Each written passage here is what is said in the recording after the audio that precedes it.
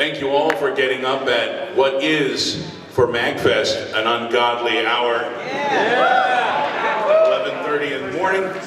This is the voice acting panel, and we're just going to introduce ourselves to you, and then, one by one, you can introduce yourselves to us. I'm Wes Johnson. I've done some video games such as Morrowind, Oblivion, Skyrim, Fallout 3, Fallout 4, and other such things. I'm Patrick Lowrie. I'm the sniper in Team Fortress 2. I've done 7 characters in Dota 2, Half-Life 2, a couple Halo games, lots of other games, about 27 in all.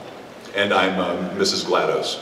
And I'm Mrs. Lowrie, and I'm the voice of GLaDOS and the administrator in TF2, Overwatch and Half-Life 2, Gypsy Danger and Pacific Rim, a couple of voices in Dota 2, and that's what I do, and I'm very lucky to be sitting next to Mike. Hi, my name is Mike Rosson. I'm a voice actor as well. I'm the voice of Gob and, in fact, all the male ghouls on Fallout 3. And Moriarty and a number of Professor Lesko. I'm also the voice of Minuteman Radio on Fallout 4. And thank you very much. And people say I did a heck of a Don Knotts. And I'm glad to be here. Hi everyone, I'm Ashly Burch. I'm, I guess, Tiny Tina in Borderlands 2. Chloe in Life is Strange, Cassie Cage in Mortal Kombat, and Miss Polly in TF2.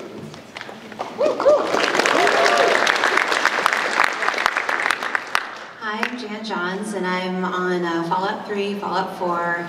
Fallout 4 is Ellie Perkins and Scribe Halen and Colette and Mike Number 9, Dynatron, and Murder Soul Suspect. Maybe played that. I don't know.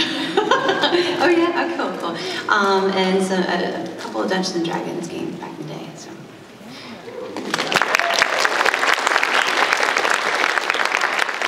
So now all of you know who we are. It's time to find out who you are. So we're going to start up by just saying, if you have a question for any one of us up here about anything, it could be about voice acting, it could be about our personal lives, we don't have to answer, but step right up to the microphone here and let's get this thing started.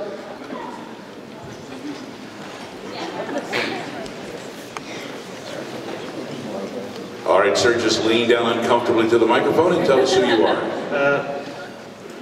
My name's Mike, but hi, Mike. What? What are some outtakes you have in the recording studio, I think it's called? Did you say antics? Yeah, well, recording failures, whatever, some sort of Antics and failures, oh, two outtakes. different things. Yeah, that's what I was trying to find. Gotcha. Yeah, shenanigans. So what kind of things go on in the Yeah, what kind of outtakes? I belch a lot. And actually, I mean, this really is a thing, because when you're in the studio and you're talking a lot, obviously you're breathing a lot, and so I take in this air and it makes me belch. So, you know, for all the Valve games, they have a lot of outtakes of me belching. Are you able to belch on command? No, I'm not, but I do it all the time. And my expression is, oh, Mike, I knew you could do it. What? My expression is, don't squelch a belch. And stomach rumbling for me, that happens occasionally. Yeah, that's my Achilles heel as well. I find that if I drink orange juice before a session, my stomach rumbles, but if I don't drink orange juice before a session, my stomach rumbles. During an Adventure Time episode, I was supposed to push a boulder, and the way that I ended up doing it was that it sounded like I was just taking a massive dump. So, my director let me finish. He let me go all the way through it, and then said, hey, do you want to try that again without sounding like you're taking a shit? And I was like, yeah, I really would like to. I'll not have what she's having. I think pushing a boulder, the side effect is a massive dump. Yeah. Oh, it puts a whole new spin on the Sisyphus. Yeah. We really appreciate it. Thank you. Thank you.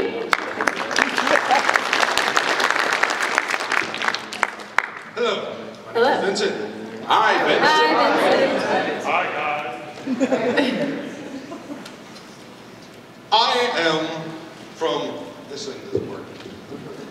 I'm from just shy of bum expletive to avoid, bum expletive nowhere. I've tried to, I'm trying to get. Well, welcome back. I mean, I want to be at least some kind of voice actor, more than I want to take my next breath. But I'm too afraid, and I'm nowhere, no opportunities. I'm trying to look around. There's nowhere I could go. You can't go on the internet. The internet is too oversaturated with everything. I'm trying, but do you have any suggestions to either A, where I should go, or B, how to come over the crippling fear of not going anywhere? Well, I think, as far as the crippling fear goes, I think it's good to think, what's the worst that can happen if you say move to New York? And the worst that can happen is that you get in a car wreck and you're burned over 98% of your body. You live the rest of your life in horrific pain. You can't talk, you can't see, you can't feel, you don't have any hair, and everyone hates you. But that probably won't happen if you try to do voice work. It happened to me, so, I mean, no, actually, he's really painting an ugly picture. Truthfully, you mostly would just starve in a cardboard box outside on the street. I think that, I mean, it's a real concern. What gets us over that hump? What gets us out of our comfort zone? What gets us out of the airplane with nothing but a piece of silk on our back? And that's what you're talking about. You're talking about making a leap of faith. Am I Silk? right? Yes. He's talking about a parachute. Oh. Yeah. Mine was burlap. Well, they wanted a different result when you jumped out of the airplane. So Jumping out of the You airplane. can't blame them for trying. Yeah, What with you a parachute say- or a fine silk suit are two different things. yes, that's right. Vincent, when you say where are you from, it is helpful to be in an area with enough population density. So yeah, you probably want to live in an urban area. But, you could live around Atlanta. You could live around, Dallas. You could live in Southern California. Where do you want to live? Do you have any friends on the internet that live any place interesting? What's the weather like in Bumfuck? Yeah. So here's the thing. On the internet, there are a great number of resources. First thing I should probably ask you, if you want to be a voice actor, do you have tools at your disposal to create a home studio? I bet if I saved up enough money, I could just make one. You know what? Listen, go on eBay, start looking things up. Go on places like voice123.com, go on voices.com.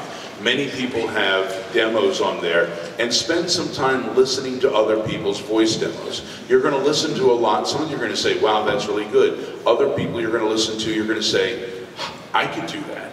And when you hear the people, when you say, I can do that, or the ones that you wish to aspire to, make a mental note of how they did that demo. It's normally small clips, 15 seconds each, that make up about, at the most, a 2-minute demo. Because odds are, if somebody's listening to your demo, they maybe listen to what? If you're lucky, 30 seconds of it to get a feel of who you are. So listen to what these people are doing on their voice demos, because those are the tools of their trade. In any business that you try to get into, the best thing to do is look at people who have succeeded at that, and how are they doing it? They've already laid out a roadmap. They are the Siri, the GLaDOS of the traffic direction, if you will, of getting you to where you've got to go. These people are already doing it. To go onto eBay and look up people who have already done home studios and find microphones that are in your price range. Start doing research. I go on Sweetwater, or I Google a certain thing, best mic for home studio.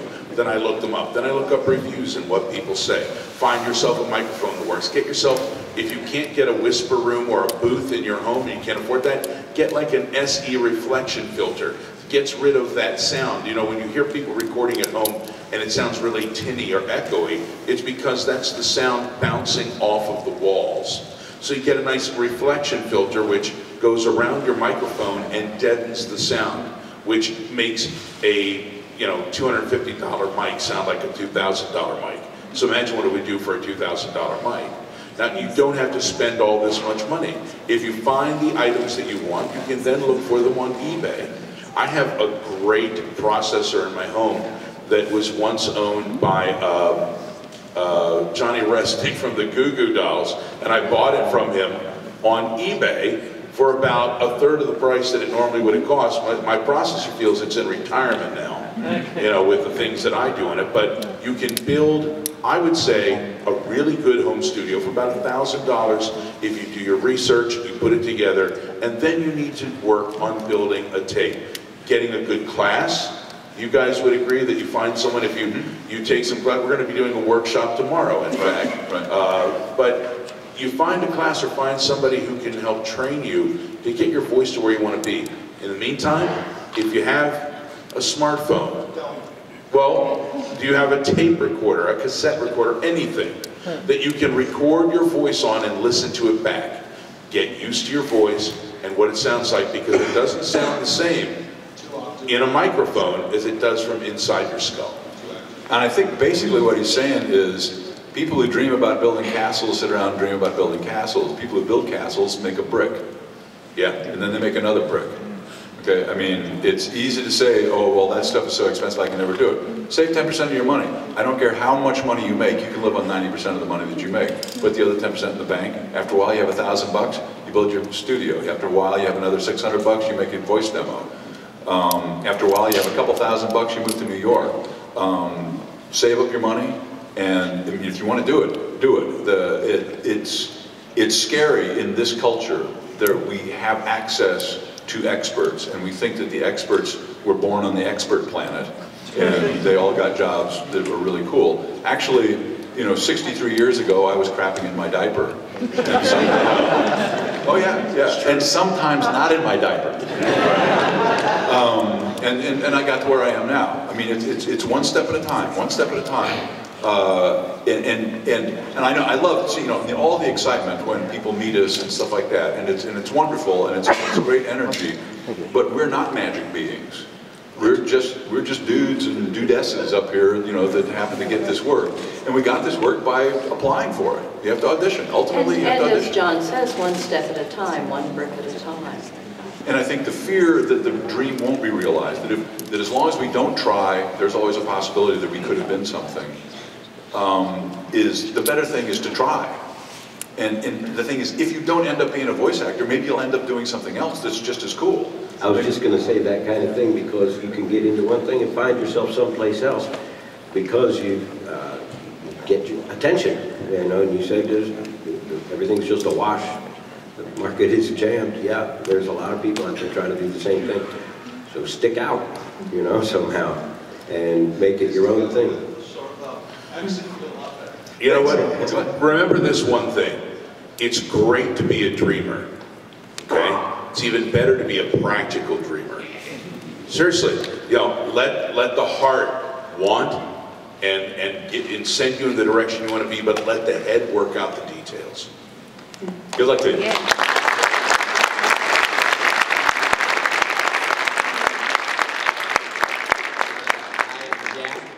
Hi, Jack. Hi, Jack. I was just wondering what you guys would say the most fun character you ever got to voice was. Ooh, that's hard. It's like choosing children. I mean, I'll only speak for myself, but I feel like every character that I've gotten to play has allowed me to bring out a different part of myself. So it's just kind of based on even like how I feel today. How I feel today is like, I just recently finished Life is Strange, so I'm very attached to Chloe, and so she's very much on my mind. But Tina, I saw someone cosplaying as Tina. You're the best, you look awesome. Tina's my first character, and she's super, super fun, and so it's hard to pick.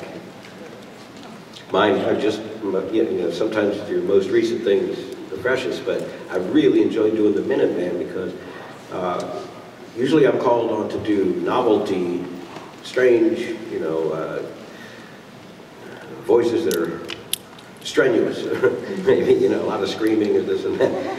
And like people were amazed at Gob, you know, how do you do it? Well, I don't know, I just do it, you know, just, it doesn't hurt.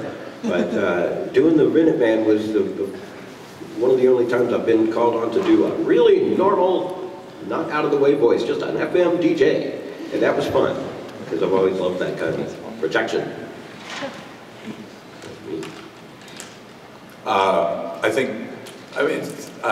have to agree with our friends up here that it's hard to say some characters aren't your favorite because there is cool stuff that you get to do with everybody. I've spent the most time being the sniper, and I think that any part that you get to explore more than others is cool. So I guess I have a special fondness for him. And I like doing the administrator in TF2 because she's so angry. and she has no filters. It's like she's angry with the players, and you get that. It's actually hard on my voice. I'm very tired at the end of a session when I've done the administrator. GLaDOS is easier to do because GLaDOS, besides being sarcastic, she's rather emotionless, which is sort of an interesting place to go. When I do GLaDOS in the studio, sometimes the writers will tell me, "You're not doing GLaDOS anymore, Ellen, you're just doing you." So I have to be careful of that. How about you, Jan? Just to agree, actually, with what Ashly was saying, it is hard to find one that is your favorite because they are, in fact, so close to your heart. I guess the ones that I tend to, I don't know, it's like the ones you feel like you leave a piece of yourself in, you know, and it's just like oh. and generally they're not ones that are like, oh, I'm doing this crazy voice, or it's just like you're so genuinely in the moment, and the writing's so good, and you know where you are, who you are, all that good stuff, and it's just that marriage of all those elements coming together. You know, it's a true scene, true acting, and those are my favorite when I get the chance to do it.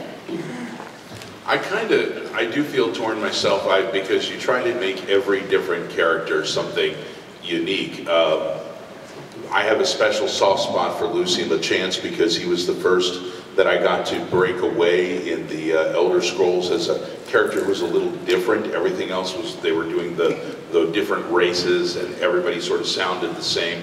But Lucian, they were like, this guy's a little more evil. So they let me come in and play with him. And in my mind, I thought this decrepit, horrifying, wonderful to see you, dear child, said this. And then they put him in this gorgeous body, and women were like, oh my God, he's completely evil and gorgeous. I love him. Which explains a whole lot about how things went for me in my younger days, trying to find a date. But I mean, because you're good, you're repulsive. Yeah, absolutely. I have somehow inverted that mixture and it hasn't worked for me at all. But I loved Shea Gorath out of everyone I've done. I mean, if you're looking for like a fun character to do, somebody who's mixing a little bit of Scottish, a little bit of Irish together, and you don't know whether he's going to be insane or malevolent or just right somewhere calm in the middle, which, as you know from GLaDOS, is one of the most dangerous places to be, that little calm spot where you don't know where they're going to go. That is fun, and when you can get a role that somebody allows you to really sink your teeth into, because, guys, you can back me up on this, when you get a video game role, a lot of the times you end up walking into the studio and they go, here's the script, what do you got? And you're making up characters on the spot. So improvisation, character building that you've done in the past really comes into play. With Shea Gorath, they gave me a little bit advance notice. They said, we want something more like Robin Williams. He's more of a crazy stand-up guy. And I thought, Robin is so gentle and sweet, even when he's being supposedly a little dangerous. And I thought, who's a stand-up comedian if they want that, who might scare somebody? And I thought immediately of Billy Connolly. Yeah. And so I took a basis of Billy Connolly, mixed in some guys that I knew from a local Irish pub, and then just really let this guy go back and forth. Sometimes in a booth, which is very small, it can open up. I don't remember the Shea Gorath sessions as being in a small booth. I think of them in wide open spaces because I wasn't there. I was off in my head somewhere else and just diving in and having fun. So that's when they can be fun, when you are so invested and you've so developed something that you forget you're there, you forget who you are, you become that individual. And the most fun that I have in a booth is when I scare the crap out of the writers. Yes.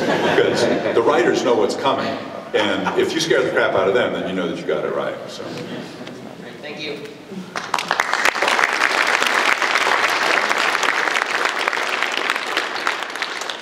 Hello, I'm Aiden. Hi. All of you are most well known for your video game performances, but I was wondering if there were any non-video game performances that you wish more people knew that you were from. I did a very interesting little short film called The Maury Island Incident, about the very first sighting of a flying saucer and the very first reference to a man in black.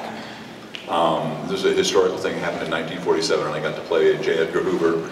It's on Hulu and Vimeo, and so if you have a chance, check it out. It's a nice little 28-minute long film, and they're trying to expand it and turn it into a series or a film or something like that. But check it out. It's fun. It's cool and creepy. And I'm in a film called Winning Dad, and I'm the mother of 2 adult children, and it's about my son having a relationship with another man, and their love affair, which leads to, we don't know what it leads to yet, because I don't want to give a spoiler, but it's called Winning Dad, and I'm very proud of that work.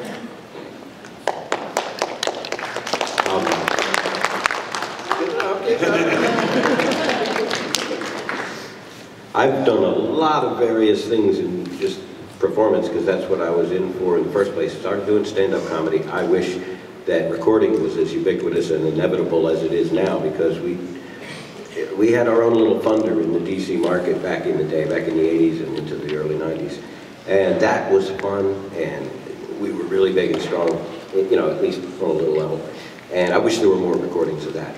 I'm fortunate enough to be in a John Waters film, A Dirty Shame. I'm real proud of that. I actually occupied the screen for a couple seconds. It's great. It's kind of hideous.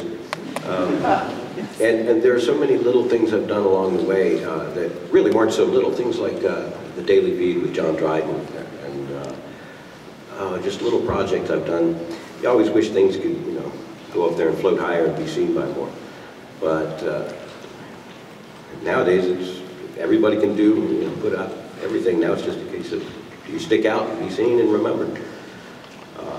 But that's a really good question. I'm just proud of everything I've done, really. Boy, that's not true for me. Okay, well, I'd modify that. I've been doing a lot of work with Rocket Jump, which, if you don't know, is Freddie Wong's, yeah, thanks one guy, is Freddie Wong's production company. And we released a show on Hulu recently called Rocket Jump the Show, which is part documentary and part shorts. And I directed one of the shorts. It's called Fan Friction, and I'm also in it. I'm very, very proud of it. It's on YouTube now to be watched by all. The full Hulu episode is only on Hulu. I'm not a Hulu spokesman, I'm sorry. This is going on longer than I intended. Anyway, that's something that happened recently that I'm proud of, and I'm also in Over the Garden Wall for like 5 seconds, but mostly you should just watch that show because it's incredible. It's a really, really incredible show. So I'm just really proud to even be like barely associated with that show because it's amazing. But yeah, I'm like 3 random characters in the 9th episode. But just watch it because it's really good. Not because of me, it's just really good. I've been working on a couple cartoons for DreamWorks TV. There's a couple of them by Jimbo Madison, who's based out of New York. He's an incredible creative force of nature that I can't explain. And so I'm on the lead character in a cartoon that's coming out soon called Jet Bear. I'm Jet Bear, which is crazy. I'm so excited for that one. And then there's Public Pool, which is David Fremont, who's based out of LA. And it's a lot of really, really fun content that they have. It's just like there's so much on DreamWorks TV. It's like hard to filter through, and you know. So I'm proud of that. It's fun work. Like Mike Rosson, I was in the film A Dirty Shame. I got to play Selma Blair's biker boyfriend in an NC-17 film. Like, that'll ever happen again. I had the name of Fat Fuck Frank. And I got to work with Tracy Ullman, who is a personal hero of mine, and do scenes with her, and had to give her a ride somewhere one day, and I was suddenly going, did I clean my car? Did I clean my car? Yes! So it worked out. Is there going to be a showing of that? Well, it's sort of an unofficial thing, but after my midnight panel tonight, we may just show A Dirty Shame because a friend of mine surprisingly brought a copy of it today. To give you an idea of what a fine, wholesome family film this is, there's the one scene in the bar where Selma Blair with gigundous fake breast is titty whipping me. And they do this whole scene and she's banging me with these things, which are just basically like giant soccer boppers with a nipple on the end of each one. And after the scene, John Waters or someone, the AD, second AD goes, do we want to get a safety on that? And John Waters goes, no, those things are too expensive to waste on Wes's head.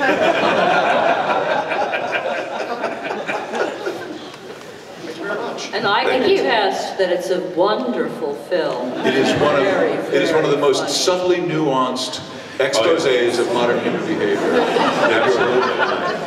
It's all about the subtlety. Some people thought it was a documentary. Right. I mean, just the irony of the nickname Fat Fuck Frank means obviously, you know, he's a very skinny person and they're calling him, and he's never fornicated with anyone in his life. John brought actual bikers there that were from the Harford Road and, you know, with names like Kilgrave and this and that. And I walked over and was chatting with them and I had my bootlaces untied. Why? Because it's funny. And as an actor, they're funny. And he's like, your laces are untied. And I'm like, oh yeah, because, you know, it's kind of funny. Like, it's not funny. You can get those things caught up in your chain and die or kill somebody else. You think that's funny? And I was like, oh, hey, they're calling me in the other room.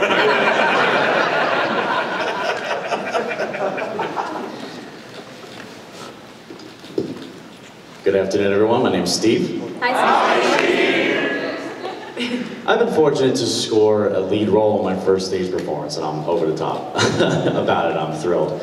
And it's lit a fire within me to pursue more formal acting classes or opportunities. I have plans to take an improv course just to work more on character development. And you had mentioned particular workshops to work with a voice coach. Could you elaborate more on what other things you can do from a formal acting perspective that I could work, that you use to help build my resume? And if I may ask a second, I'm sorry. The curse of having a deep voice and growing up in the Northeast, I mumble a lot. What tips do you have to help with enunciation? Well, I'll take the enunciation one. I mean, it's interesting that doing dialect work is all about learning how other people speak. If you're going to be a voice actor, you're going to be speaking like other people speak a lot. And one of the ways that other people speak besides you is they enunciate better. Not in particular, that wasn't a personal. This is the problem that you have defined, right? So one of the things that we do as human beings who are not professional speakers is we will tend to run out of energy before the ends of our words.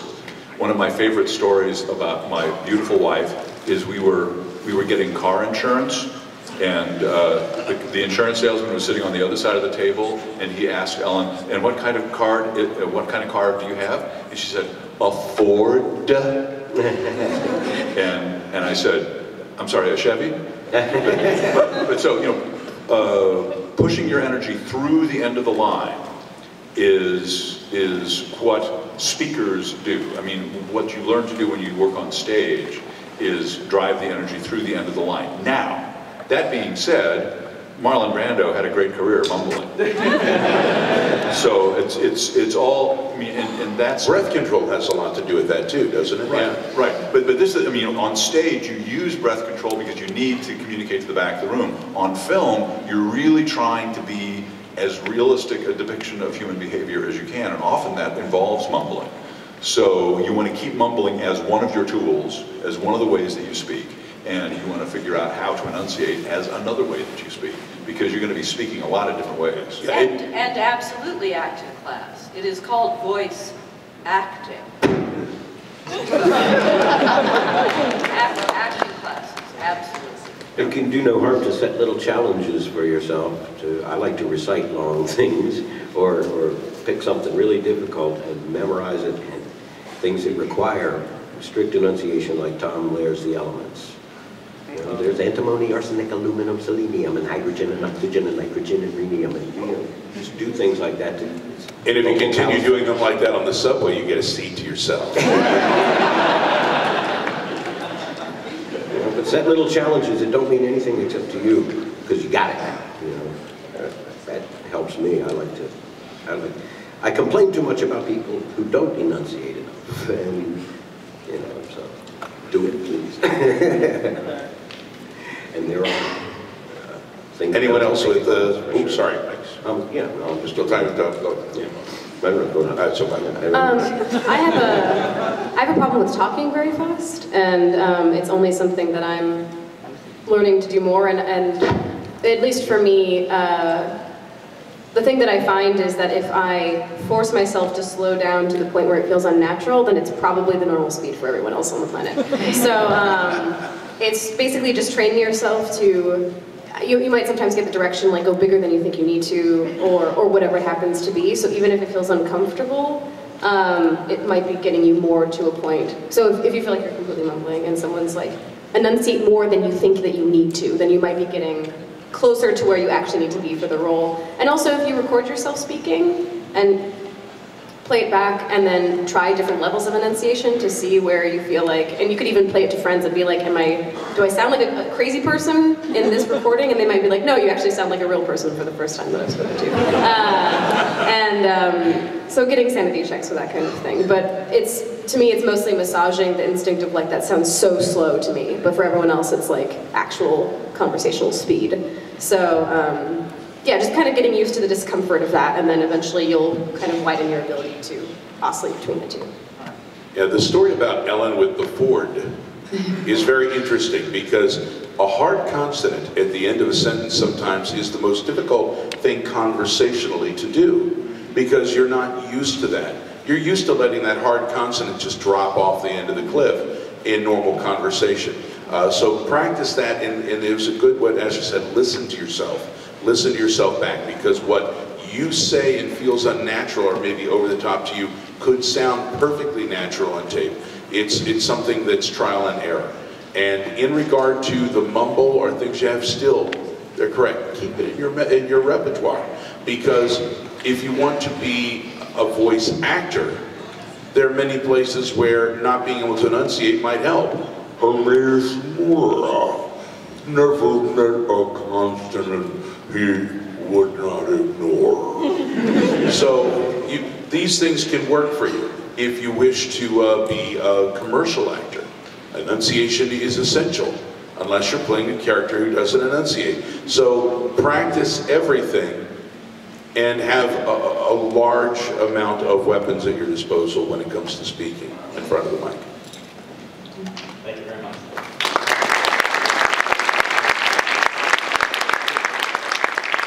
Hi there, I'm Bob. Hi, Bob. Hi, Bob. Great hat. I've been sober for 23 years. Well, now you're at MAGFest, so say goodbye to that.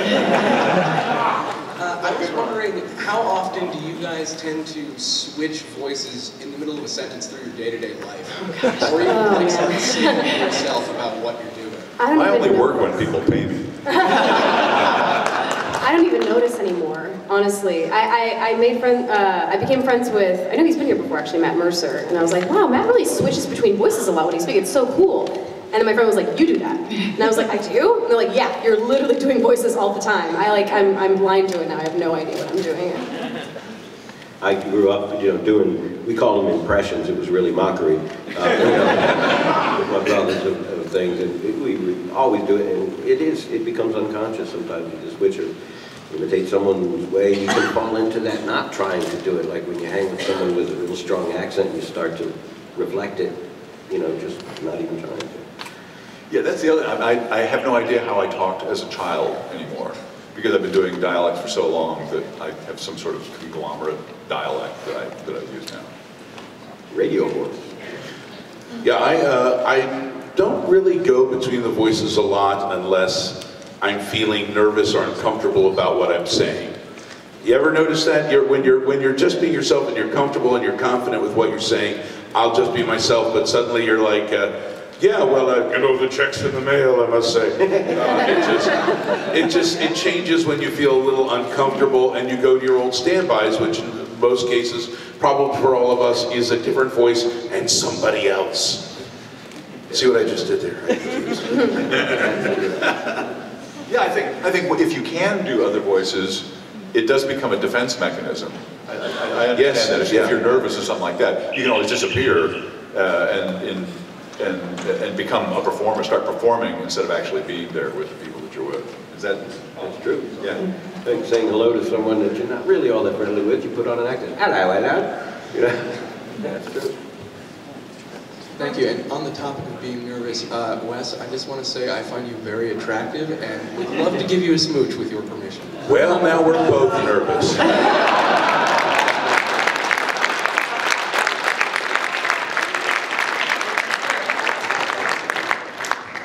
Hello, I'm Jeremy. Hi, Jeremy. Hi, Jeremy. So I've already briefly been able to speak to Wes and John a little bit about voice acting. I've been voice acting my entire life. It all started when I was little, watching crappy Godzilla dubs and redubbing the movies myself. And I spent 40% of my time talking as different characters and just be referenced, like being able to just get a script, be like, come up with a character. And even Matt Mercer referenced last year how sometimes he catches himself yelling at himself in the car. He looks like a maniac, but he's practicing voices. I do that all the time too, so my coworkers think I'm insane. But it's something I love to do. Recently I got the opportunity to be on a project to voice act all the characters, all the monsters in the game, and I loved it. Congratulations. Yeah, way to go. It was a thrill. I loved every step of it, but I live in the middle of nowhere, as I spoke with John yesterday about, and what's the next step? Like, how did you guys all break into the industry? That's what I'm curious about. A lot of my other questions have been answered on my return wait in line. Well, John and I moved to Seattle because we wanted to live someplace beautiful. And we had been living in New York, and work kept separating us, and we didn't like that. So we chose Seattle because we heard it was a good theater town, and lo and behold, it became a center of video games and voice acting. So we kind of just fell into it. I really do want to tell people, and Vincent, you're one of the people that I've said this to, where do you want to live? Yes, you need to live in an area, an urban area that's big enough to support work like this. But ultimately, you should choose a place that you want to live. I mean, we just do this once, so make yourself happy. And remember that if you move to a place where there's a lot of voice acting work, you're going to be moving to a place where there are a lot of people who want to do voice acting work. It's not that the competition is going to go down, it's just that the opportunities are going to go up. But I think, particularly for young people, when you're young is the easiest time to move someplace else. And if you want to pursue something, whatever it is, you want to go to where that's happening. And, yeah, it's terrifying. Great, it's terrifying. go do it and be terrified. Because it's voice acting is a hard thing to break into. So start now. If you start later, it's not going to get any easier. There are always opportunities in places where you are, but that may not be what you want to do. I kind of lucked out. I was in LA for a while. I came back to the DC area because my kids got a better education here without getting shot. I thought that was important. And also, I do this little thing with the Washington Capitals where I announce the goals and the arena and all that. There was this young kid by the name of Ovechkin who was going to start when they came back from the lockout, and I thought, I'll see how this guy turns out, we'll see how that works, and so far, so good. That being said, I thought I was giving up a lot of opportunities when I came, no, it's true. When I came back to the DC area, I thought I was giving up a lot of opportunities in LA because I'd already had a voice agent there. I had a number of, you've got to get into the machinery, you've got to use the tools of the trade to your benefit once you're somewhere, and I thought I was giving that up. But there was this company in this town that was starting to do video games, and it was smaller at the time. So they started casting locally, and they used a casting agency. And they brought me in to do a game called Morrowind. And then from Morrowind, I did Oblivion. And then I started doing games for other people because word of mouth spread. Now, a casting agency got me into that there. What's ironic is I'm now getting more work. I did voice work for America's Most Wanted, which ended up getting me a job doing some voice work on Phineas and Ferb, and they used me here. But you can do your work from anywhere if you get a foothold, and that's the toughest thing. Finding a location where you can work and maybe not have to compete as much as LA or New York can be good for you, but at a certain point, to go to that next level, you may have to make that move. I'm in a position now where some of the games I want to be involved in, I can't necessarily be involved in because I'm on the East Coast. And evidently people on the West Coast have not heard of a thing called ISDN. No, I need to have him physically in the booth with me so we can feel each other's vibe. No, I'm feeling your vibe right now, dude. I'm feeling it pretty good. So, where do you live, if I may ask? York, Pennsylvania. Pennsylvania's a great place. How far away from Philadelphia are you? Couple hours. Start looking around Philadelphia and exploring what's available there. You can do a lot of voice work there while you're in that area. Build yourself a bit of a resume and then start moving to other places. I got a lot more interest when I went out to Los Angeles because of the work I was able to do here. I was on shows like America's Most Wanted. I was doing Veep. I did The Wire, Homicide, shows that were in this area. New York, you're not too far from New York. You can still look in that area. There are companies that are springing up and around everywhere. Google might be your friend right now. Start looking for video game companies. Start looking for casting agencies. Start looking around for people, even if you want to who might be doing new startups in video game companies and build with them. Because there's no one way to get anywhere. At a certain point, you're going to want to grow and leapfrog off of that. But it seems to me, since you've already gotten one game, that you have already started to forge your own path. And everybody's path is different, but we all eventually want to be in the same place, right? Enjoying the journey is important. And you got to ask yourself, when you're 80 years old, what do you want to say? I gave it a shot and I couldn't figure it out. Or, I never had the guts to try. Jim Carrey hasn't really, he gave a speech I think at a college, and he spoke about his father. You guys might have heard, I can't remember what his father did, but basically he wanted to be an actor, he wanted to be some sort of creative profession. And he was scared about the risk and he was scared of all these things, so he never did it. And then he ended up getting fired from his stable job. And basically the thesis of the talk being, you can fail at something that you don't love, so why not try for something that you do?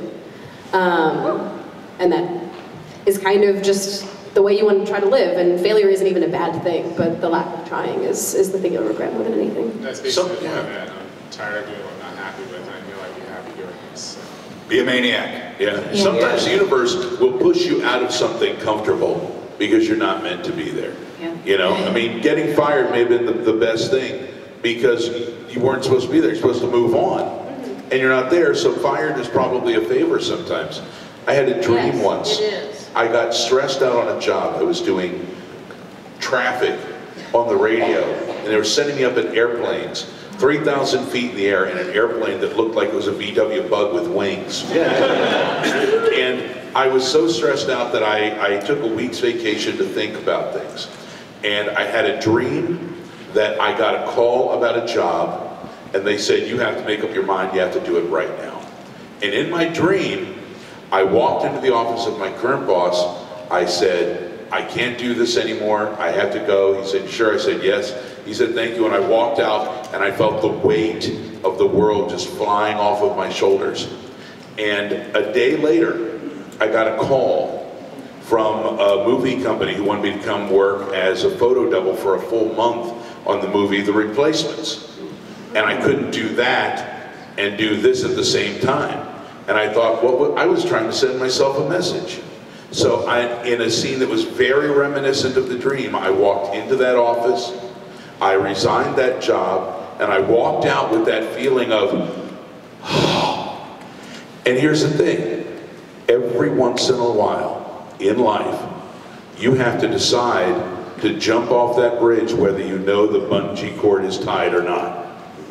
You've got to take a leap if you think in your heart this is what you want to do. Some people will never, ever take that leap because it's comfortable and warm on that bridge.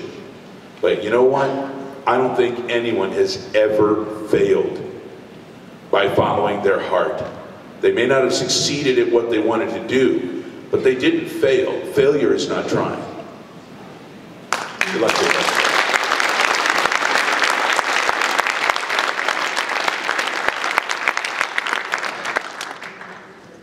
Hello? Hi. My name is Ian. Hi, Ian. Hello, Ian. I have a question for specifically Ashly, but for everybody on the panel. What keeps you going in the profession you're in? Why, like what? Cocaine.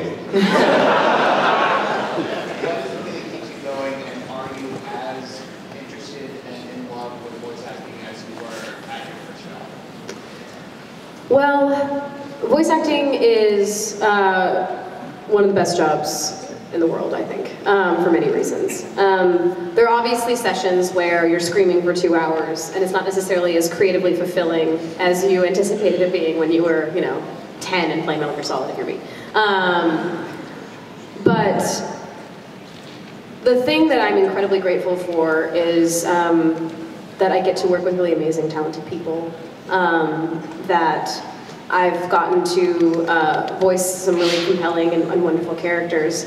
But more honestly, more than that, it's that the work that I've done and the projects that I've been a part of inspire people to dress up like the characters that are in the game.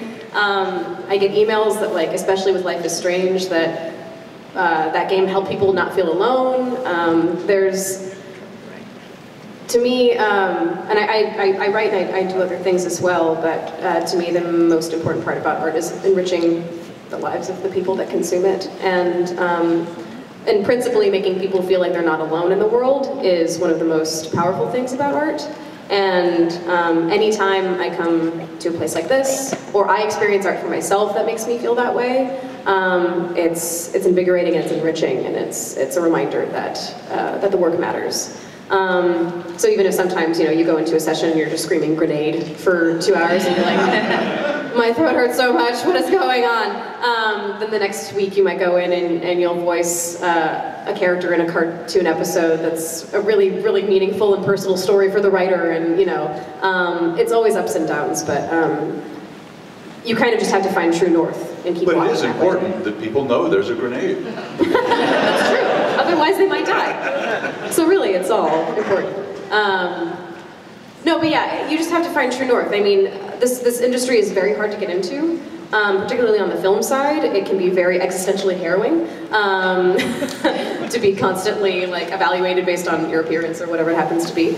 And so I think to get into this work, you really need to love it and to love the effect that art can have. And I know it sounds kind of pretentious in a way, but truly it is. I mean, I'm a gamer and I've been a gamer my entire life, and there have been games that have actually legitimately changed my life. And so I think you kind of have to be in it for the love of it, not for fame or money or any other things that you might incidentally get from it.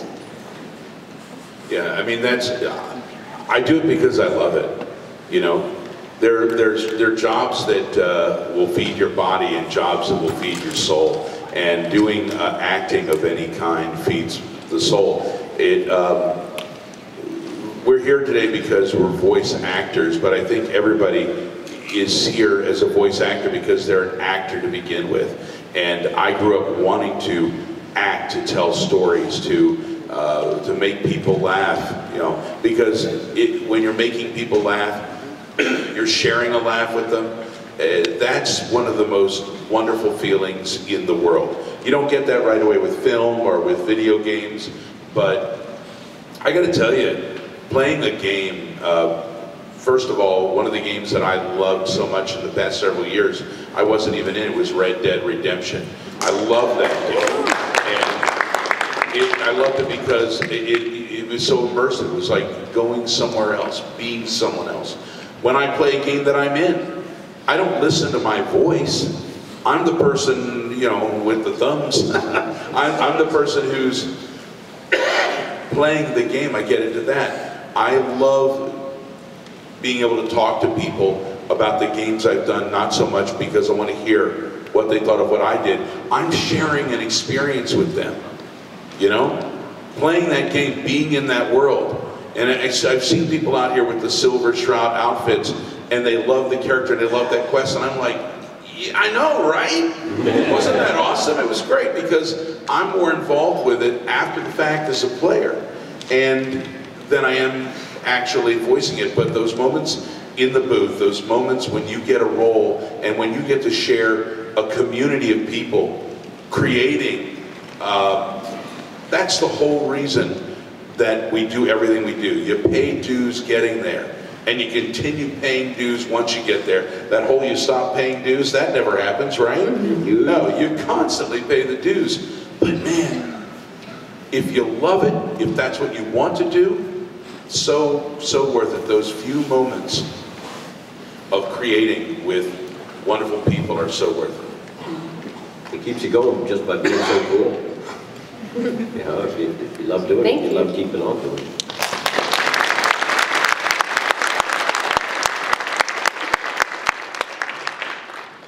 Hello, my name is Blake. Hi, Blake.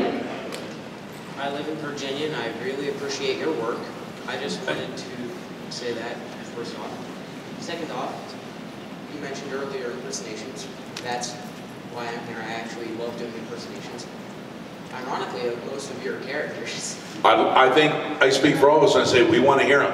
Yeah. Pull that microphone off hold it in your hand. All right, give me a character to do. Well, you see us up here. Just look at each of us and give us one of our characters. Hello, Mr. Johnson. Where's my cake? You promised cake.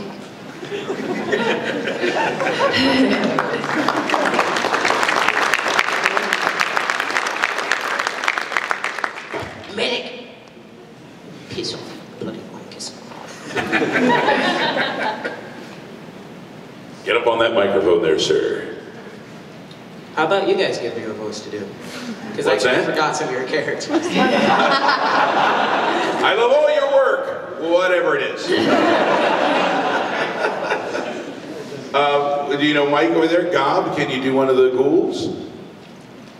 Hey, smooth skin. What, you're not gonna call me ugly or shout swear words at me? You're really nice. Don't do Moriarty, or I'll give you a discount.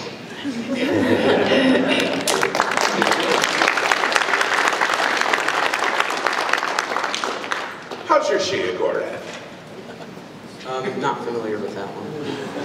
It's a very obscure character. Don't worry about it.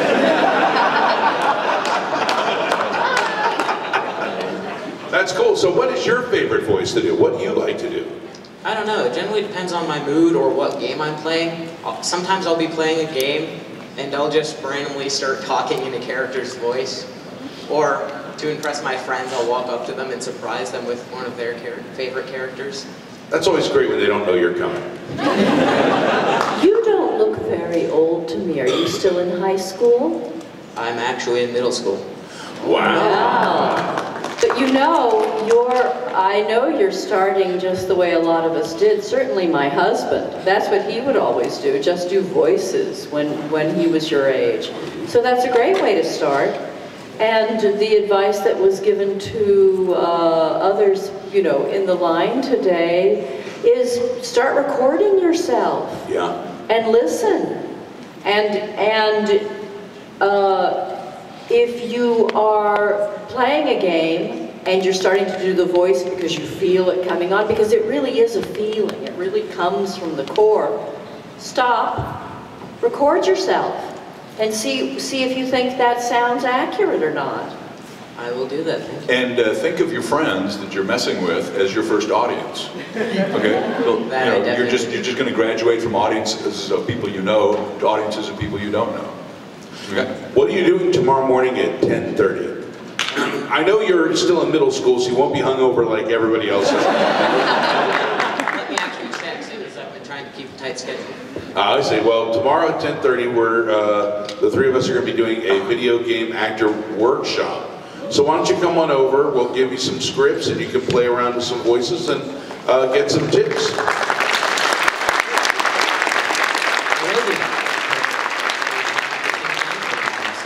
Excellent. We look forward to seeing you there. Thank you. I'll see you tomorrow then. Great.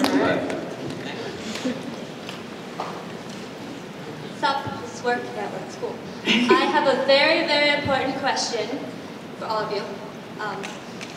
What is your favorite cookie? Our favorite what? Cookie. Cookie. Cookie? It's a very important question. You're right, you're absolutely right. Not oatmeal raisin. Never oatmeal raisin. That was just real life. That wasn't even Tina, that's just me. That's just my opinion that I hold. Chocolate chip cookies, for sure, 100%. Well, you know what the problem is with oatmeal raisin cookies? Is they fake you out. masquerade as chocolate chip cookies. Exactly. Exactly. We've all felt that pain, haven't we? Yes. I'm scarred every time it happens. I love a chocolate chip cookie, but I got to tell you, there's nothing better than a chocolate chip cookie that is a little bit crispy and has chocolate chunks the size of your fist. It has to be large. The ones that are stingy with the little tiny flecks of chocolate, that's a crime. Nobody gets into a chocolate chip cookie for the cookie. They want the chocolate. Now, if you ever take the chocolate chip cookie, you ever seen one where you take a little peanut butter and put it right in the middle of it? Yes. That's excellent. My mother cooked chocolate chip cookies, Toll House cookies, when I was growing up. She always put walnuts in them, and those have always been a favorite of mine. But I have to say, I'm with her. I mean, the masquerading, I mean, the vicious, dishonest behavior of oatmeal raisin cookies needs to be shouted from the highest treetop. We need to bring these cookies down!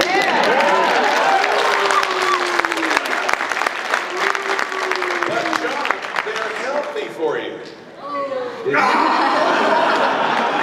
This is gonna break your grandma's heart, you know that.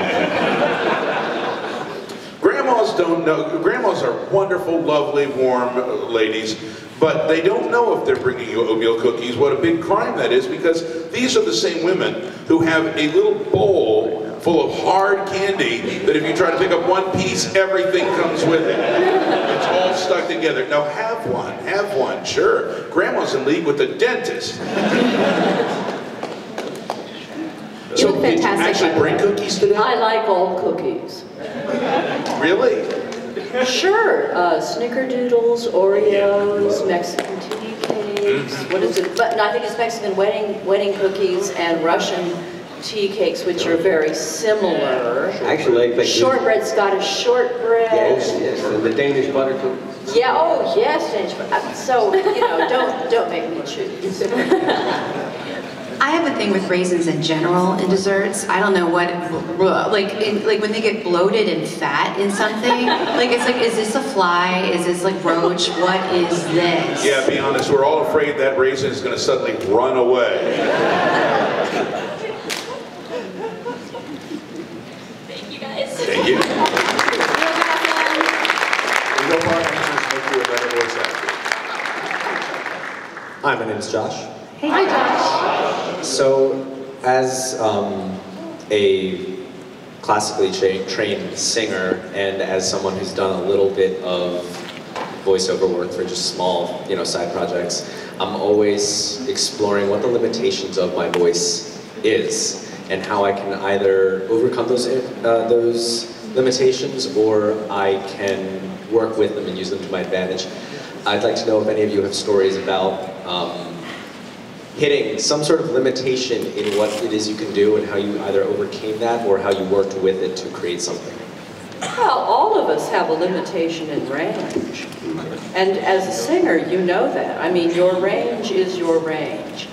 It changes a bit during your lifetime, but I would not think of that as a limitation. I would just think of that as your area of expertise.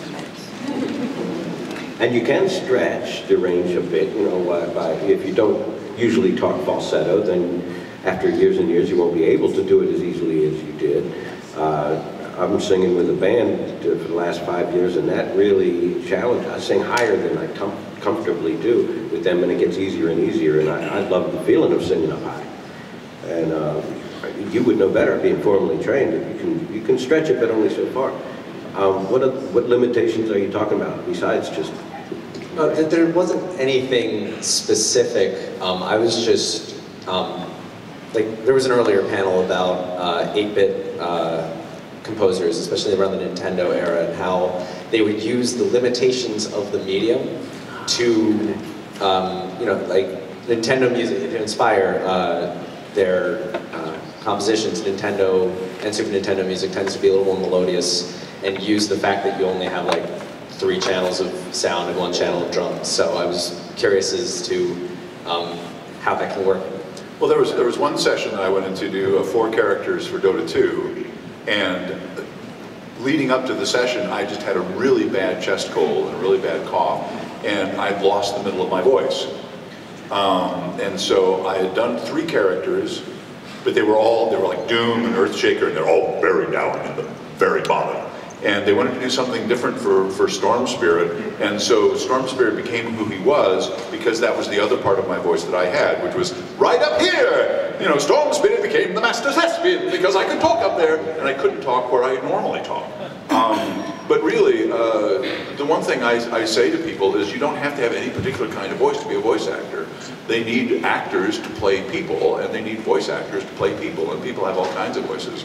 I'm not going to get the parts that they call in Ellen for, or you guys for, or you for. I mean, we each have our own voice, and it's one of the things that a voice actor can do. I mean, I did 13 different characters in one session for The Suffering, and that means calling up every dialect you know, and every speed that you can speak. I mean, there's the melody of the speech, there's and everything. And so you can study that stuff, but ultimately they're going to call you in for people who sound barely like you.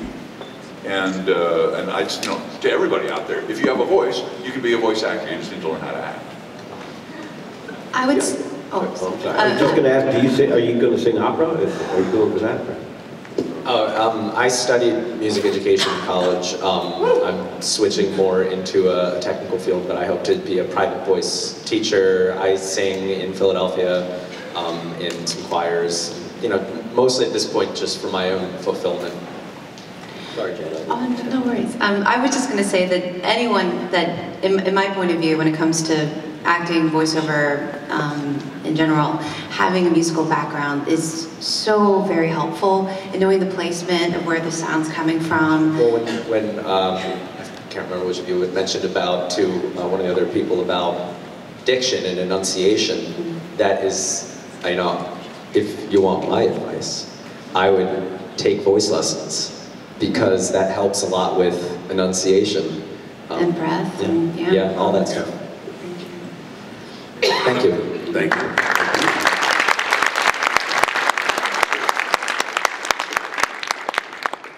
Hi, I'm Jesse. Hi, Jesse. From Brooklyn, New York, and I was wondering what inspired you all to become voice actors? Mostly my face.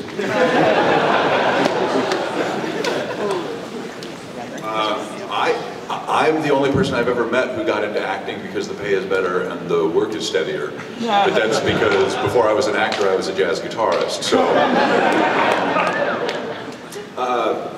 I've always loved, actually, ever since I saw the movie when I was 10 years old of My Fair Lady, where the story is actually about a professor teaching someone how to speak differently, it got me fascinated by the fact that people speak differently. And I've been interested in dialect work ever since. And I was a singer. I always loved to sing from my earliest years. That's what I wanted to do. And then John made me get a voice demo in 2002. So that's how I got into voice acting. Because I was always on stage, you know, singing. You know, the thing is, since I was a little kid, I would take cassette players. I remember getting one for Christmas one year when I was probably about 7. And I would take that thing and I'd make my own radio programs. I'd do voices talking back and forth to each other. I didn't necessarily want to get into voice acting or anything of that sort. I loved the medium and I would play. And that's how I would play, doing the different voices, playing I had no friends. So I created my own, and I created my own worlds. And as I grew and as I started to learn, you know, like Mike said earlier, mocking people, that if you're mocking and joking about people in the news, you can maybe, you know, sound a little bit like them, and next thing you know, it's a party. So I've always really, in a way, I couldn't do anything but this, you know. That's what I was going to say. It's what we're calling now voice acting is what I've always called having fun, goofing around, and doing voices. And you know, that's being paid for it and being asked to do it, and we called on to do these magnificent. Because we always just get told to stop, right? Right, right. And you know, the break into the biz for me just came from being there, having snuck in the back door a bunch of times, or you know, just getting. To get my mic. Getting known. Getting known for being out there and having a funny voice, so I've been very lucky. I'm also a singer, and I thought that I wanted to be a singer. And then I was in my first middle school play, and I realized that I really enjoyed acting. And then I went back and played Metal Gear Solid for fun. Thanks, one guy. It took me a while to realize when I first played the game that when they introduced the character and there was a name underneath it, I was like, is that just the real name of the character? Like, who's David Hayter? And then I realized, oh my god, that's the person voicing it. And for some reason, my stupid kid brain clicked and was like, oh right, there are humans that are giving voice to these characters. And it was after that I was like, I want to do that. That's the thing that I would like to do. I had no friends as well, and so I spent a lot of time alone and talking to myself, getting in trouble for talking to myself, all that stuff. But also started out as a singer, and still love to sing, but I just love voicing characters so much. So it is just something that kind of evolves out of, for me, out of passion, and just never say no, like keep trying things, you know. You never know what is going to help you lead to something else, you know. So I always say to myself, what's my very simplistic mantra? Try something different, because you can always go back to what you did before, you know. So it's just getting out of your comfort zone. Being weird, just be weird. You know, when I was growing up, my hero, and I'm sure a lot of people's hero, was Mel Blanc. He was the first person. I was amazed that he was Bugs Bunny and Daffy Duck and Speedy Gonzales and all these different characters. He was Dino and Barney and I thought, this is amazing, this guy does all these voices. And I read his autobiography when I was a young man, and it was called That's Not All, Folks. And it was wonderful because I sometimes feel, I don't know about you guys, but I sometimes feel I was born in the wrong era. I feel that. You know? We all feel that you were born in the wrong era. But the old style radio programs, you know, in the day, Mel Blanc would go from studio to studio, show to show, playing different people in different radio programs, and nobody knew he was the same guy, and I was fascinated by that. Leading a band. Yeah, he, you know, I went to see his grave. It's in, when I was out in LA, in the Hollywood Forever Cemetery right nearby, and it says on the tombstone, "That's all, folks," of course. But I sat there, I had done a comedy show the night before, and someone brought me a single white rose. And I thought, I'm gonna take this out to Mel Blanc's grave. I'm gonna take this to Mel. So I went there and I set it down on his grave. And I started talking to him. And I said, I just wonder if you were here today, what you might say to me. And from outside this large hedge that's about as tall as these walls, I heard a novelty car horn go off, and it went da da da da da da da da da. And all the goose flesh crawled up on my arms, and I was like, "Thanks, Mel. Take it easy."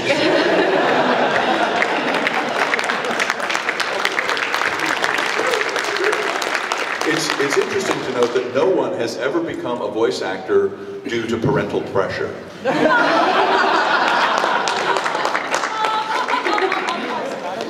You want to be a neurosurgeon? No!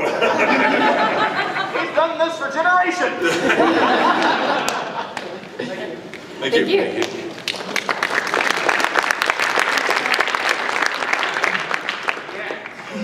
Hi there. My name's Nat. Hi, Matt. I have always been really interested in, like you've been talking about, the whole dialect aspect and the ability of actors to put on these accents that are not their own native ones. And I've asked a number of voice actors at other panels in the past, and it seems like almost everyone has a different approach to it. Some people are very methodical, they study the mechanics of it, and some people it's just sort of by ear, and I'm just wondering, you know, for you guys, what's your approach to doing accents and dialects? That's a good question. Actually, both. I was called on, John and I both do radio dramas with this company called Jim French Imagination Theater. And I was supposed to do a Swedish accent. And I was very busy doing something else, so I didn't really prepare. So it came to be the day of the recording session. And John said, "Oh, just pull up the old TV show, Farmer's Daughter with Inger Stevens, and listen to that." And I did. And I just sat there and listened to this one episode, and that was my Swedish accent for the day. But when I'm actually doing a better job, I'll do all the other stuff. You know, I'll listen, I'll check about vowel substitution and consonant substitution and do that too. So you use both methods, just ear as fast as you can, or actually prepare, which is always a good choice. One thing I've noticed is that sometimes people who are very good at coaching dialects aren't very good at doing them, because when they do them, they sound like they're following a bunch of rules. And so, once again, you go back to the important word in voice acting, which is acting. The most important thing you can do to do a dialect is make sure you want what the character wants. What we want dialect to do is not distract us from the story. If someone is supposed to be Australian, we want the person who is trying to be Australian to sound enough like an Australian, and that it doesn't distract us, that we can't believe that he's not an Australian or she's not an Australian. And so that we can be involved with what the character wants. Because when we're watching a story, when professional storytellers are telling a story, it's great. Someone, a director once said, your goal is by the end of the first act for people to identify with the characters. By the end of the second act, the audience should become the characters. That they are now in the story, and they want what the characters want because they are in the story. And so dialect work like stage combat and movies and stuff like that. We want it to be realistic enough so that we don't not believe it, so that it's not distracting. So, oh, that looks lame, you know. So that's the goal, and that's the goal with dialect work as well. It's so easy these days to find places to listen to dialects as well. The internet is such a boon, you have no idea. Before the internet, when I wanted to hear what accents sounded like as a kid, I'd go to the local phone booth and I'd dial international information. And I would start asking for numbers in foreign countries, and I'd give them a fake name. And then if they found the person, I'd place a collect call. And of course, I'd get to listen to the wonderful accent of the operator and the wonderful accent of the irate person who did not want to accept this call on the other end, on the other side of the world. It was my form of traveling. That's great.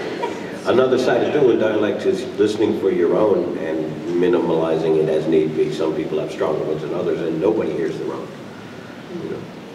Yeah. Thank you.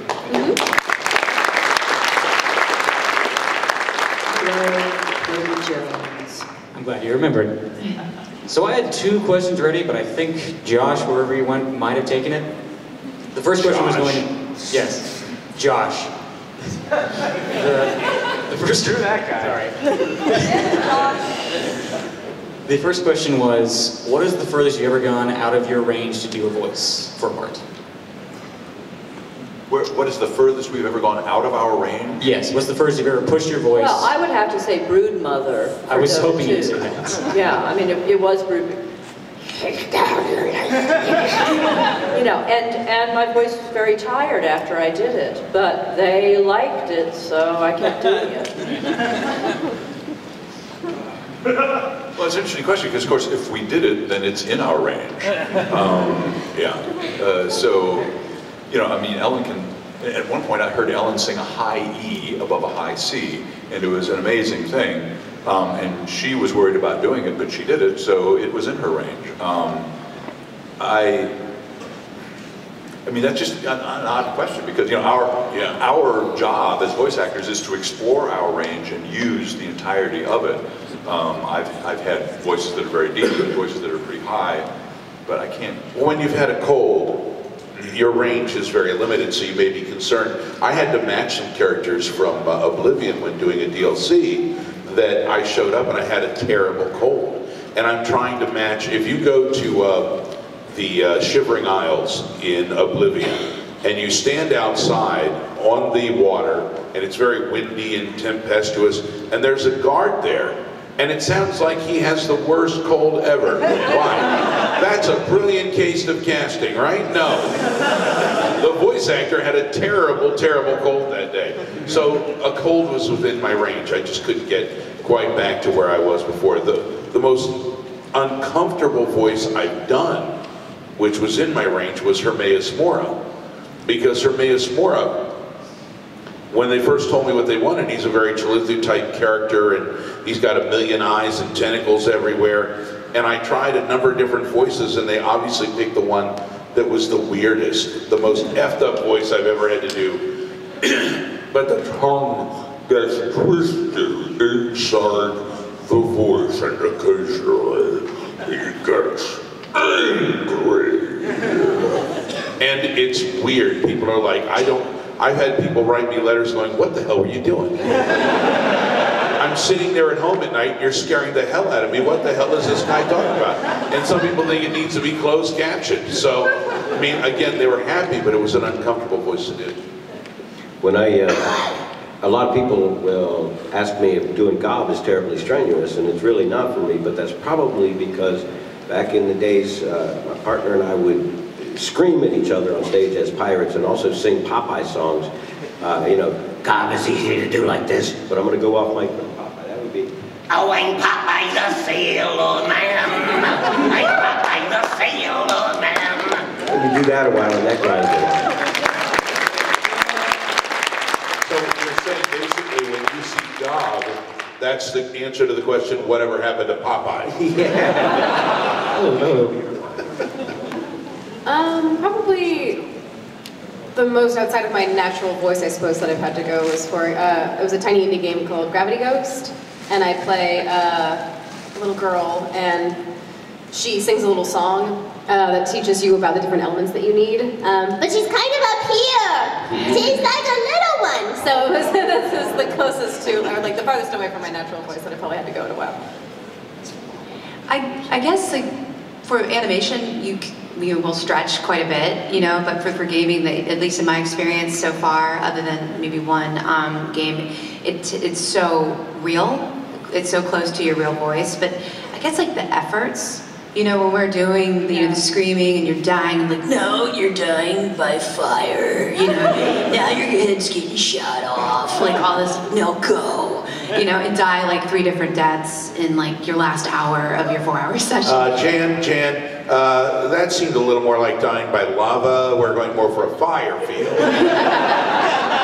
It's true though, I mean, we get notes like that all the time, so, you know, I think that's definitely a challenge, you know, but, and to keep it fresh, so I guess I'd say. The second question I had will probably take a little longer. You can feel free to just tell me to sit down. And that sit is, down.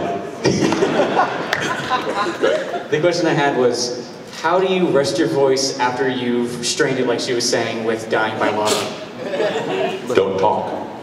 Okay. They call it vocal rest. Yeah. You don't talk to anybody. You go home and you be quiet. You don't use it, you just sit there quiet. John loves it when I'm on vocal rest.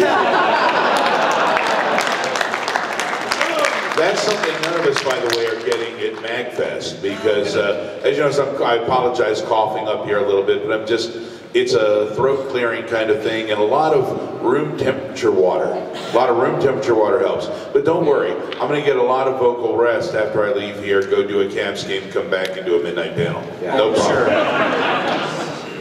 Thank you. Thanks so much.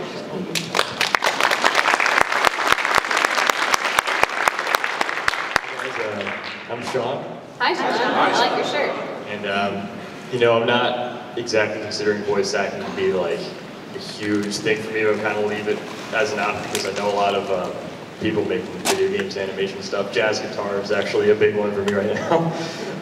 But I was wondering, like, when you get a character in a video game animation, it's like, here's a picture of him, here's what he does. What's like the first thing that you're trying to think of in order to create a voice for this character that doesn't have one yet? Mostly you never get a picture of the character. I mean, in most instances, when you're doing a video game character, they'll talk to you about it, they'll give you a description. It's been rare for me when I've seen an actual photo of what the character is going to look like. In some instances I have, and that's helpful. It really is. In other instances, you're just making it up in your head, and you get to be surprised when you see what they look like in the game. And you don't want to get caught up in thinking that you can come up with what they want. You're going to come up with what you can do, and they're either going to pick it or they won't. I mean, in a real sense, voice acting auditions are some of the lowest pressure auditions in the world, because all you're doing is you're giving them what you have. And they're either looking for that or they're looking for something else. I mean, yeah, everyone's experience is pretty much that. Yeah. Yeah, the main thing you have to do is do what excites you in the audition, I think. Otherwise, you get burned out, too. Because if you're doing an audition and you're like, I wonder if this is what they need, then if you do 7 auditions in a day sometimes and you're worrying about that every time, then you just aren't doing work that you enjoy. Primarily, I will just focus on age range, and then after that, just who the character is. So if it's like a sardonic, kind of sarcastic person, if they're 12, it might be more like this, what dad? But if they're like in their 20s, it might just be this voice, you know? So it's primarily just like, does my voice need to be in a different register? And then outside of that, who's the character, basically? Yeah, it's weird. Auditioning can be weird sometimes. You can't go in and guess what people want. It's kind of like being a waiter or at a restaurant and just sort of guessing what people want before they give you their order, you know? And meatloaf? Ah, crap. And then you come back and eggs. Oh, we got to stop doing this, you know? So you make a specialty. You have a specialty, or you have a certain menu of things you do, so you can bring that to whatever you go into. Otherwise, it can be a nightmare. But they usually do give you some guidelines. They do. Yeah. They know what they're looking for. They wouldn't have called you to begin with. Right. And they do talk to you, and you get a little example of what they're doing. But again, how many of you have gotten auditions that are even going in for a job when they haven't shown you anything? Well, you know, I didn't know what GLaDOS looks like, but they did show renderings of the Dota characters that I auditioned for. And I auditioned for like 8 or 9, and I only got 2. So, you know. You just can't tell. You just can't tell what. But I did see a rendering. But ultimately, the characters, you know, the artists kept developing the look of the characters. So ultimately, they didn't look exactly like the renderings I had seen. But I have to say that I have gotten much fewer auditions for 12-year-old girls, which I find, you know, rank ageism and sexism, but you live with that. This is going to sound a little soapboxy, so forgive me, but an image of the character isn't as important as just them having a personality that I can actually latch on to. And what I find often, unfortunately, happens with female characters in particular is that that is sort of forgotten, that they're also meant to be characters. So once I got a side for a cartoon that was like, she is a girl in a block of ice. That's it. That's all I got. She's the love interest of the main characters and she's in a block of ice. She's nice. Wait, that's my mother-in-law. But I was like, there's nothing, this could be 3,000 different voices. Like, there's nothing for me to actually latch onto here. And I think that, I don't know how Ellen and Jan feel, but that I feel like that frequently happens with female characters. Sister, it is true. Yeah, and I think that is slowly changing because the people who write video games and write animation are slowly not being as much only male. We're getting more interesting characters because the writers are more diversified themselves. Yeah, Natasha Allegri of Bee and Puppy Cat. Oh, she's wonderful. She is wonderful. But you know, that's a female writer, and the, you know, the characters that she's developing are very complicated. Yeah, but I have to say, in sympathy with you, the same thing happens to male characters. I mean, a lot of times this guy is the big guy with the big gun. That doesn't give me anything to work with either. Isn't that every video game ever made? Right. So I mean, a part of it is just, you know, I mean, we're hoping that video games become more literate, and there are some wonderfully complex and ambiguous video games. I think they're going to be more in the future. But ultimately, as engineers say, 90% of everything is crap.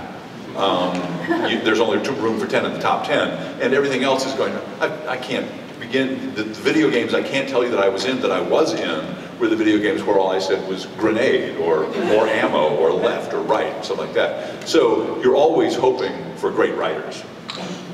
That's where it all starts. How many here have actually yelled grenade on a game?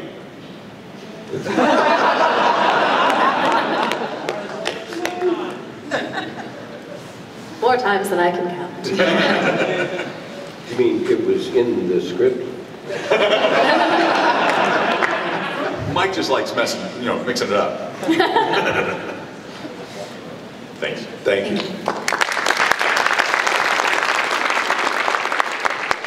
Hi, Maddie. Hi, Maddie.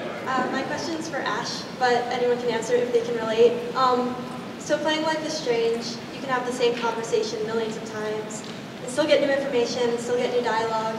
And I wondered how that was acting that, where the conversations aren't so linear, they're very all over the place. It's interesting because in that game in particular, there are so many different timelines and different, like you said, different paths that you can take if you don't steal the money from the disabled hunter, if you leave it, or whatever it happens to be. No spoilers. What? No spoilers. Oh, sorry. Well, there's money in the game. Now it's ruined. But the interesting thing, which the nexus is always that Chloe kind of remains the same. So she comes from the same nexus point. So if Max sides with her, doesn't side with her, it's all kind of coming from the same character base. So it doesn't end up ever feeling that like laborious or that repetitive because it's the same character in different scenarios. And it's actually kind of fun because I get to be like the kind of cocky, yeah, we're like partners in crime Chloe, or the like sort of hurt, you're just another person letting me down kind of Chloe. So it actually allows for a lot more range, which is really cool. And also lets me see more of the story, because sometimes when, especially in games, you don't really necessarily know the context of what you're in and what's surrounding you. And with Chloe, because she's involved in basically every part of the narrative and all of those different timelines, I kind of got to see more of what the overall game was like, which was cool. I have one more question. And Yes. it's, will you marry me? Yes. I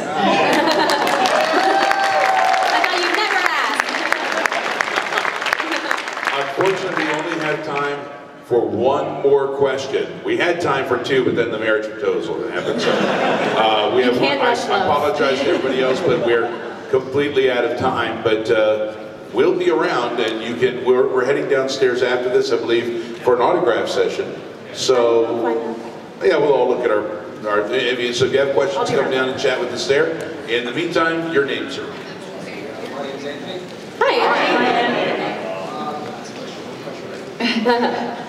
Make it good. I just want to ask, what's some do's and don'ts? I know you guys touched on these do's and don'ts and strategies for working with voiceover. Do you know who D. Bradley Baker is? Yes. Okay. It's the best. If I had seen this years ago, I mean, it definitely, read it from top to bottom again and again, but you've already been to iwantobeavoiceactor.com, isn't it? Yeah, but he's such an amazing guy. He has really good thoughts. All of his advice is completely correct. Yeah. And he's so humble. Yeah. He's so crazy. He's just great. The main thing is that you want to have a range, obviously, so you want to show all of the different types of voices that you can do and the different dialects. The main thing that you really don't want to do is you don't want to put an accent or a voice on your reel that you cannot sustain for a 4-hour session. So if you're like, I can do this one sentence in a Scottish accent, and then you get booked on that Scottish accent, and then you go and you're like, ooh, you have to be able to deliver the goods. So basically, it's only voices that you are very firm in and you can sustain for an extended period of time.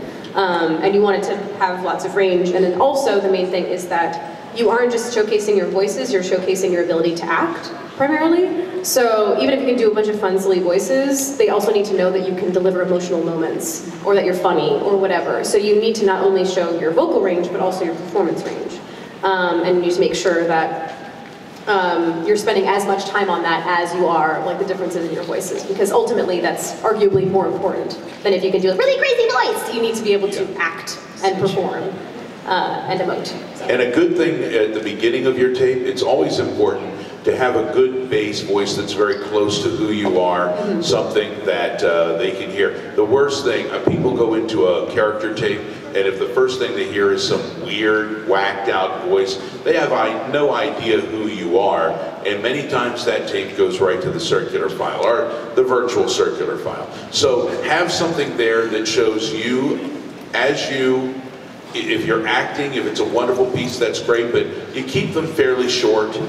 You try to move on a bit, but a good representation of who you are before you show them, I can do other voices. And again, as Ashly just said, you need to make sure that anything that is on this tape, you believe. They have to believe it. If you listen to it and it doesn't sound authentic to you, doesn't sound right, you gotta kill your baby sometimes. You may love it, but you gotta get it out of there. And also, I mean, you wouldn't take a selfie for your headshot. You wouldn't paint your own sign if you were opening up a business. Your voice demo is your storefront. So get somebody who makes voice demos professionally, pay them the money, and let them help you make it. Because and they'll know things like people are going to listen to the first 30 seconds of your voice demo. You need to have some things on that beginning that they're going to listen to. They're going to know how long each section needs to be. They're going to know that stuff. You don't need to learn that stuff unless you plan on making voice demos for people. Find a professional and pay them. Actually, I think for all of us up here on the voice actor panel, we agree. Find a professional and pay them. Yes. Thank you all very much. Thank you for coming. Where will you all be the rest of the day? You guys where are you going to be? Tell them about your other panels. I have a Hey Ash panel at 5:30, and I'm performing with Professor Shy Guy around 8 for one of his songs, and then I'll just be around at them. So come say hi. Jan? Drunk in the corner by myself. A MAGFest experience. What about you, Mike? I think I'm on one tonight. You hanging out with me at midnight? Yeah, man. Yeah. All right. My formal duties have been discharged. We're all going to be at the autograph thing in a little while. We're going to be down in the lair for about an hour, so come on down there, and we'd love to chat with you. I'm doing a midnight panel tonight. It's probably going to get a little crazy, especially after. Yeah, moderately crazy, I'm old. And then tomorrow at 10:30 a.m., we're going to be doing the video game actor workshop, or just video actor workshop, or even an actor workshop. So come see us. And other than that, Ellen and I will be down at our table in the marketplace, and you can come and see us then. Take care, guys. Thank you. Thank you all very much.